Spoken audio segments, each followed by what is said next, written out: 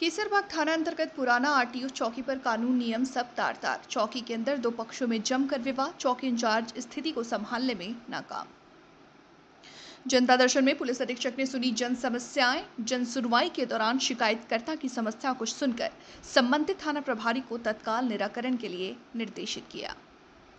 मामले व विवाद पर दबंगों ने शराब पीकर किया हमला। घटना कल रात करीब 12 बजे की पांडे टोला अलीगंज की है।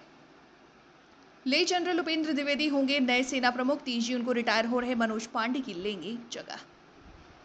यूपी के बस्ती में तैनात सीओ सदर विनय चौहान के साथ उनकी जीएफ के मिलने पर सीओ की पत्नी और बेटी ने प्रेमिका की धुनाई कर डाली।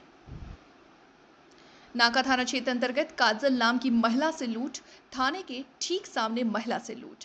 थाने के ठीक सामने दुकान पर महिला खरीद रही थी सामान। पीछे से बाइक सवार युवकों ने छीना मंगलसूत्र।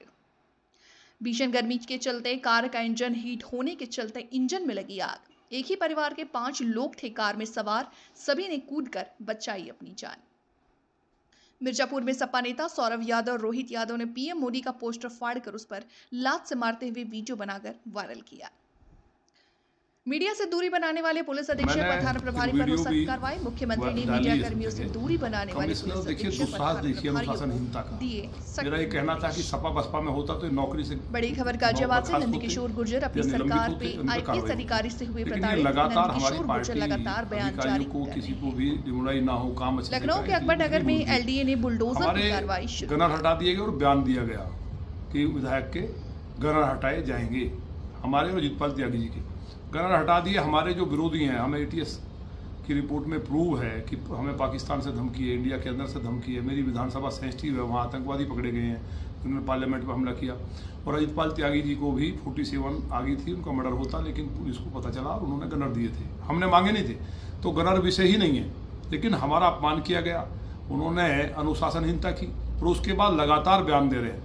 और जबकि लगातार गाजियाबाद के अंदर कानून व्यवस्था की स्थिति इतनी चौपट है कि 3 महीने में जो अधिकारी पूरे चुनाव को प्रभावित करने के लिए जो मोटी रिश्वत देकर के की पोस्ट पे आए, आचार संहिता में जो ट्रांसफर पोस्टिंग हुई, उन लोगों ने उन सीटों पे पोस्टिंग कराई जहां भारतीय जनता पार्टी जीतती और उनको हराने का काम किया।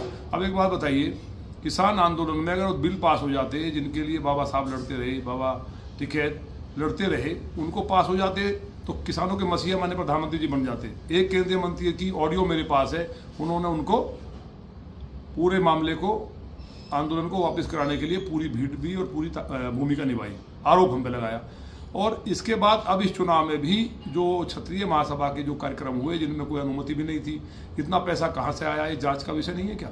कैसे हमको 10 आदमी की परमिशन लेनी पड़ती थी, वहाँ इतनी बड़ी भीड़ है, कहाँ से टेंट लगे?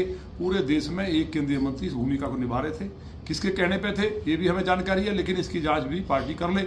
अब बताइए, गुजर नाराज हो जाए इसलिए हमारे साथ किया, त्यागी नाराज हो जाए इसलिए किया, हमसे कोई बात तो थी नहीं। अपराधियों को गनर दिए गए जिन्होंने हमारी चेयरमैन के मर्डर किए, जो हमारे ऊपर हमले करने चाहते हैं, उन सबको थोक में गनर दिए गए। मैंने पूरी सूची दे दी है। मैं लगातार अधिकारियों से कहता रहा, लेकिन मुझे ये नहीं जानकारी थी कि ये चुनाव हराने के लिए पूरी साजिश कर रहे हैं। अब ये जो कानून व्यवस्था की स्थिति है, 3 महीने में जो उत्तर प्रदेश में रामराज था, 3 महीने में अधिकारियों ने, जिससे लोग नाराज हो जाए, चौपट कर दिया। लगातार नशा, मर्डर, डकैती, अपहरण गाजियाबाद में। अब बताइए, एक पत्रकार हमारे जिनको 6 गोली लगी उनकी सुरक्षा हटे दी गई, जिन्होंने मर्डर किए उनको सुरक्षा दे दी गई। एक पत्रकार, हमारी महिला पत्रकार, ये लॉ एंड ऑर्डर की स्थिति थी चुनाव के दौरान, उस पर हमला हुआ, कोई अरेस्टिंग नहीं। तो ऐसे तमाम प्रश्न थे जिनको हम लोग लगातार देख रहे थे, लेकिन हम पेशेंस रखा, 3 महीने उफ तक नहीं की, जिससे कि कोई नुकसान ना हो।